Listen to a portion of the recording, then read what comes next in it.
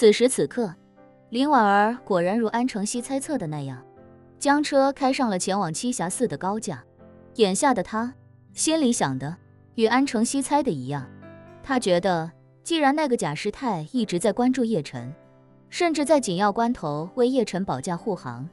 那现在这个情况下，他们肯定也在暗中关注着叶晨。说不定对方现在就在金陵，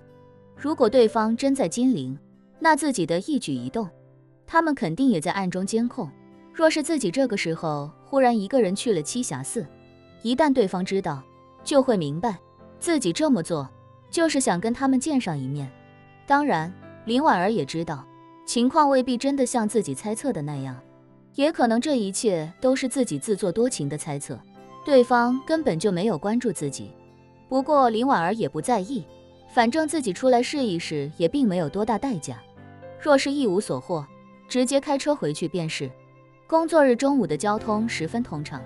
林婉儿驱车半个多小时便已经来到栖霞山的入口。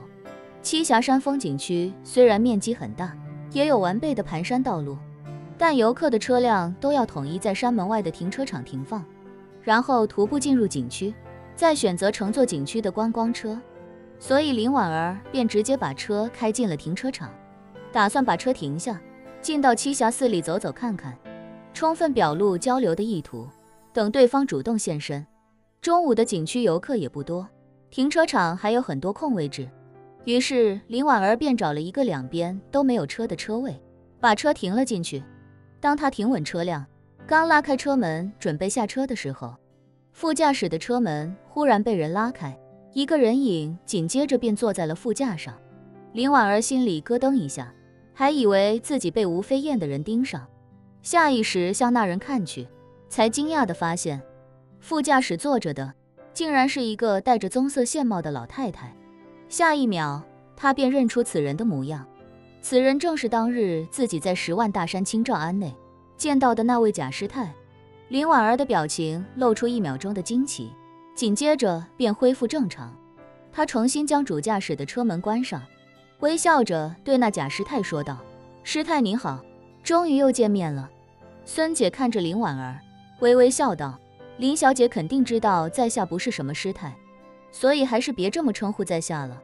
林小姐是前辈，叫在下一声小孙便好。”林婉儿会心一笑，轻轻点了点头，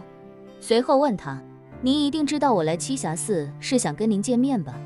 孙姐笑道：“今日叶先生回了金陵，想来林小姐一定是有所担忧，所以在下便前来与林小姐见上一面，或许能为林小姐您解答一些心中疑惑。”林婉儿问她：“我可以问问题吗？”“当然。”孙姐点头道：“能说的，在下一定和盘托出；不能说的，还请林小姐海涵。”林婉儿轻轻点了点头，问她：“您知道叶公子回来，也猜出我会对叶公子有所担忧，想必您也知道，这一切与九玄金絮有关吧？”“没错。”孙姐坦然道，“四方宝状都回国了，就证明叶先生一定得到了九玄金絮。在下可以告诉林小姐的是，九玄金絮对叶先生来说有百害而无一利，千万不可修炼。”林婉儿道：“我与叶公子讨论过这个问题，也已经就这个问题达成共识，叶公子不会修炼九玄金絮里的内容。”“那就好。”孙姐松了口气道：“眼下只要叶先生不去10万大山，不碰九玄金絮，基本上就可以躲过危机。”林婉儿问他：“您说的危机是孟长生吧？”“对。”孙姐点头道：“是孟长生，您的师公。”林婉儿又问：“他真的没死？”孙姐想了想，回答道：“死了，但又没有完全死，一旦时机成熟，他还能重生。”林婉儿点点头道：“看来他真的是要为自己培养一个升龙阁的肉身，以供自己夺舍了。”“没错。”孙姐对林婉儿能看透这一层并不惊讶，她点头说道：“孟长生虽然侥幸活了1000年，但那也是他所有机缘所能成就的极致了。就算让他重生10次，他也不可能得到超越1000年的寿命。他想问鼎天道，就必须具备升龙阁，而他又改不了自己的命格，所以就另辟蹊径，打算给自己定制一个升龙阁的肉身。以他千年修行的经验，如果真有了升龙阁的肉身，恐怕问鼎天道就不再是什么难事。林婉儿问他，是不是只要叶公子不去10万大山，不修九玄经序里的心诀，他就没办法威胁到叶公子？孙姐摇了摇头，道：这一点，眼下我还没办法确认，不过这是目前所能想到的最好的办法了。林婉儿轻轻点头，随即问孙姐，您到底是什么人？您的背后又是什么人？孙姐微笑道，不好意思林小姐，这个问题我没办法回答您。林婉儿诧异地问道，为什么？您与其藏身暗中帮叶公子，倒不如与叶公子面对面聊一聊，说不定双方就能找到一个尽快消灭破清会和吴飞燕的新方向。孙姐笑了笑，说道，眼下时机还不成熟，等时机成熟之时，我们自然会与叶先生面对面的说明一切。说着，孙姐又道，也希望林小姐不要将你我见面之事告诉叶先生，因为我们只有在暗处才能更好的帮助叶先生，一旦我们走到明处，不止我们会暴露，叶先生恐怕也会暴露。林婉儿沉默片刻之后，试探性地问道，那唐管家是你们的人吗？你们是不是叶公子父母以前的旧部？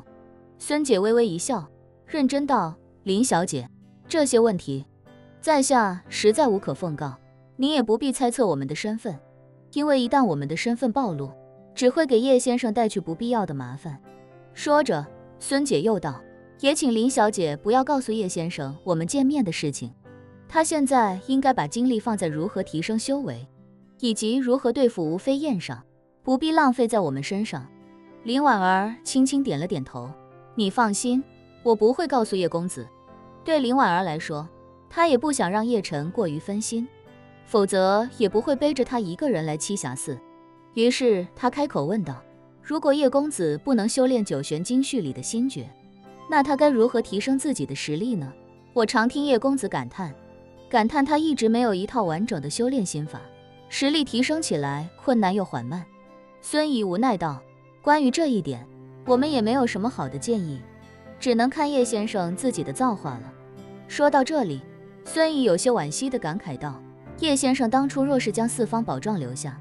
对他的修炼或许会有很大帮助。四方宝幢集古人先贤的修为与智慧为一体，是不可多得的顶级法器，若是他能从中有所参悟，说不定会豁然开朗。